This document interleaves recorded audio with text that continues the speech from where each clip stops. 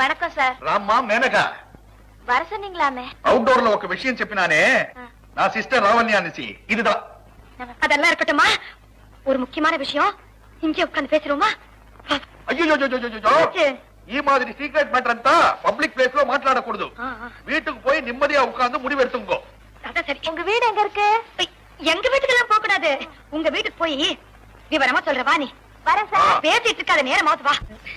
இத பாருமா, இப்படி ஒண்ணுமே சொல்லாம இருந்தா இப்படி. தயவு செஞ்சு சொல்லுமா, மனசை விட்டு சொல்லு. நான் ஏதாவது செய்யணுமா? எதையாவது சொல்லு. ஓபனா சொல்லட்டுமா? சொல்லு. ஒரு பொண்ணுக்கு வாழ்க்கையில முக்கியமானது ரெண்டு. ஒண்ணு கணவன், ஒண்ணு கற்பு. அது ரெண்டும் தான் இல்லையே. இத பாரு, நான் வாழறதே என் வயத்துக்காக தான். அதுல ஒண்ணு சுமக்க சொல்ற. சரி. ஆமா, எவ்வளவு கூலி கொடுப்ப? நீ உண்மையாவே சொல்றியா? இத பாரு,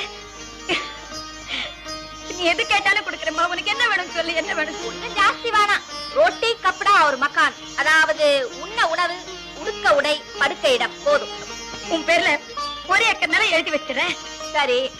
அப்புறம் ஆயுசு முழுக்க கட்டிக்கிறதுக்கு சூனிக்கு எவ்வளவு செலவாயிட போகுது? அது என்ன, நான் 1000 அட்ஜஸ்ட் பண்ணிக்குவேன், 10,000 அட்ஜஸ்ட் பண்ணிக்குவேன். ஒரு 25,000 ரூபாய் உன் பேர்ல பேங்க்ல போட்டுட்டு வா. சரி. மக்கான் உனக்கு எப்படி வேணும்னு சொல்லுமா. ஒரு சின்ன வீடா இருந்தா போதும். ஒரு பெட்ரூம், ஒரு ஹாலு, ஒரு சமையல் ரூம். இவ்வளவு தானேமா? நீ எனக்கு செய்ய போற காரியத்துக்கு உனக்கு எவ்வளவு கொடுத்தாலும் தகும்.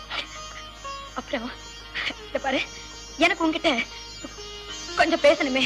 உட்காரு. உட்காரு.